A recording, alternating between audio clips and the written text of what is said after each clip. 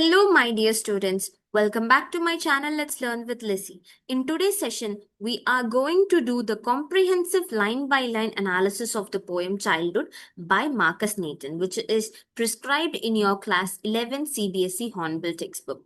This is not just a poem, it is a deep reflective piece of writing that makes us think about one of life's biggest mysteries. At what point do we stop being children? Marcus Nathan is a Norwegian poet who is not widely known for a large body of work, but his works stand out because of their simplicity and depth. In childhood, he explores something universal. It doesn't matter which culture or country we belong to. Everyone experiences the shift from the innocence of childhood to the maturity of adulthood. His style is simple and direct, so that the idea is very clear to the readers. It is philosophical because he asks questions about life and existence. He is quite reflective in this poem since he is looking back on his own journey. The poem becomes relatable because it speaks to all of us. We have all wondered when exactly we stopped being children, right? Before diving into the lines, let's get an overview. The poem is written in free verse. That means there is no set rhyme scheme or meter. Instead, it flows like natural thought, almost like the poet is talking to himself and to us. The refrain or the repeated line in the poem is, "When did my childhood go?" This question appears again and again, giving the poem a rhythm and highlighting the poet's confusion. The poem explores three main possibilities for when childhood ends: when we stop believing in myths like heaven and hell, when we realize adults are hypocrites, when we discover our individuality and independent thinking, and finally, instead of asking when, he asks where childhood went. He concludes that it still survives in the innocence of an infant's face. This structure makes the poem both logical and emotional. It appeals to our mind and heart. The poem begins, "When did my childhood go? Was it the day I ceased to be 11? Was it the time I realized that hell and heaven could not be found in geography?"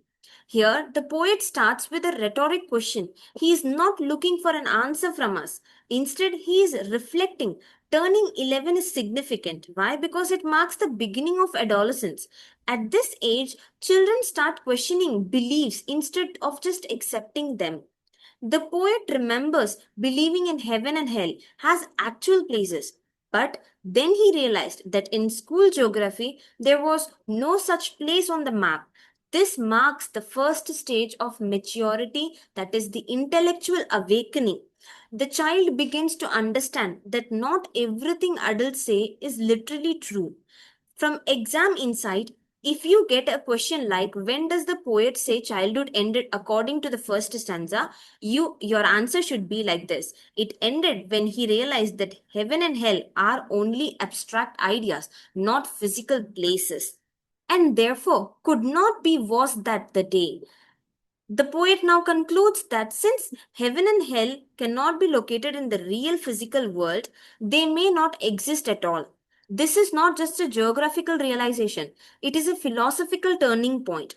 As children, we believe blindly. As we grow, we start using reason and logic. The refrain was that the day emphasizes doubt. He is unsure. Maybe childhood ended here, maybe not.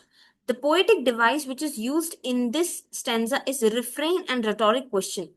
This stanza particularly focuses on the theme that the slow fading of innocence through questioning. Now moving on to the next stanza. When did my childhood go? Was it the day I realized that adults were not all they seemed to be? They talked of love and preached of love, but did not act so lovingly. Now the poet raises the second possibility. As children, we believe adults are perfect role models. But with age, we begin to notice contradictions. Adults talk about love, they preach kindness, but their behavior often shows selfishness, hatred, or dishonesty. This realization is quite painful for the poet. It's the loss of blind faith in adults. The poet is disillusioned. He learns that the adults can be hypocritical. From exam to point of view, this stanza shows the moral awakening. I would like to remind you all that in stanza 1, the poet talks about intellectual awakening, and in the second stanza, the poet is moving towards the moral awakening. Here, the poet realizes adulthood is not about perfection, but often about contradictions. Was that the day? Again, the refrain returns. The poet is still uncertain. Childhood doesn't disappear in one moment, right? It slips away in layers. The repetition also gives the poem a reflective rhythm, showing how the poet keeps circling back to the same question without finding a final answer. Now, moving on to the third stanza. When did my childhood go? Was it when I found my mind was really mine to use whichever way I choose, producing thoughts that were not those of other people? Here, the poet talks about the discovery of individuality and independent thinking. Childhood is marked by imitation. We think what others tell us to think. But maturity begins when we realize my mind belongs to me. I can generate my own thoughts and ideas. This is empowering, but also this signifies the loss of childhood innocence. The poet focuses on the theme, the discovery of self, where the mind becomes a metaphor for self identity.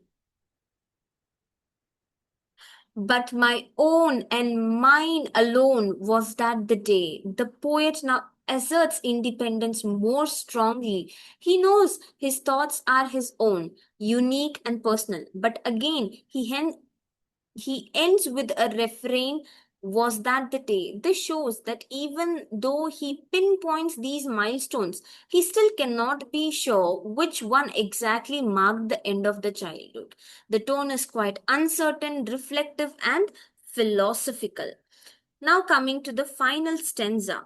Where did my childhood go? It went to some forgotten place that's hidden in an infant's face. That's all I know. Now comes the shift in the poem. Instead of asking when, the poet asks where. He concludes that childhood has gone to a forgotten place, a place that cannot be revisited once we grow up. But there's hope. Childhood still exists. It can be seen in an infant's face. The face of an infant represents purity, innocence, and honesty.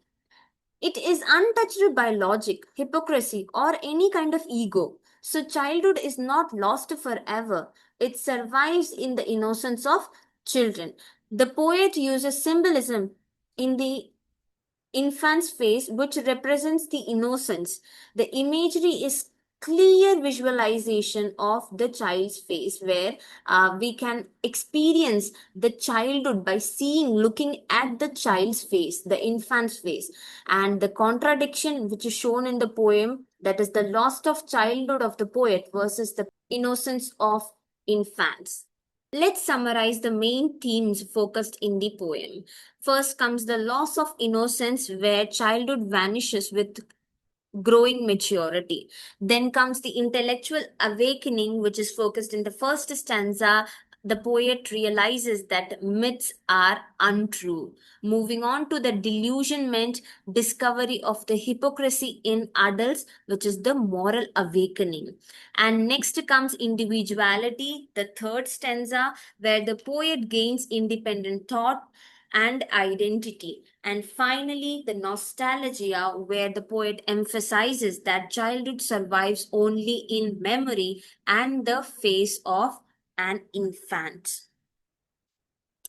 So, some of the most important poetic devices used in the poem are as follows. First comes the repetition and refrain of the rhetorical question, when did my childhood go? Was that the day? Which is used again and again throughout the poem for a reflective tone.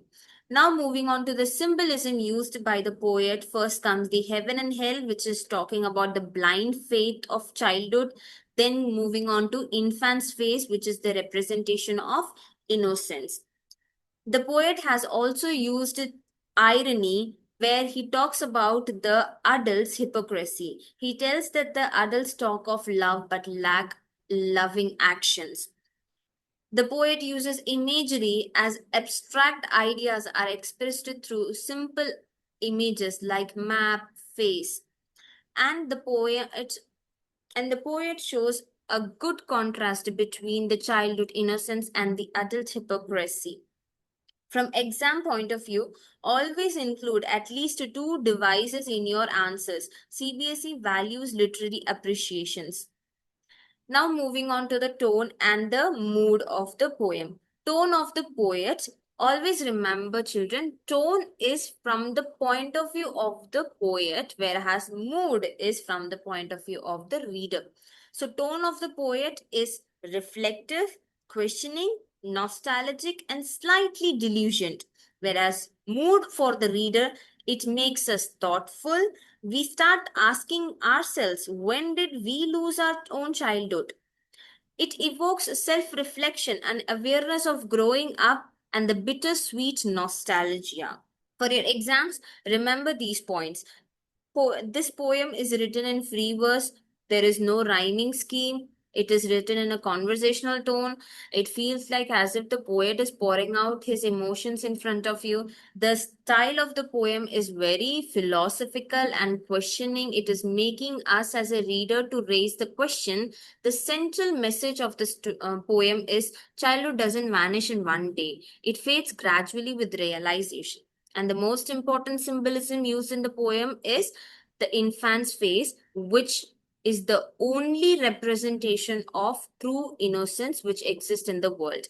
Now, moving on to some of very important questions for practice. What are the poet's three stages of realizing the loss of childhood? How does the poem highlight the hypocrisy of adults?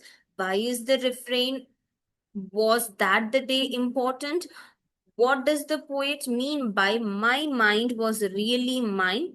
Explain the significance of an infant's face in the final stanza. How does the poem balance nostalgia with maturity? Practice writing answers in 4 to 6 lines for short answers and 120 to 150 words for long answers. If you are able to answer these questions, then it means that the video was quite successful. So, to conclude, Marcus Nathan's Childhood is a poem that beautifully captures the transition from innocence to experience. It teaches us that childhood is not lost in one moment, but disappears gradually through rational thoughts, delusionment, and individuality. Yet, there is a comfort in knowing that innocence still exists. It shines in the face of every infant. For exams, focus on the three realizations, the symbolism of the infant's face and the use of rhetorical questions. That's all for today's detailed lecture.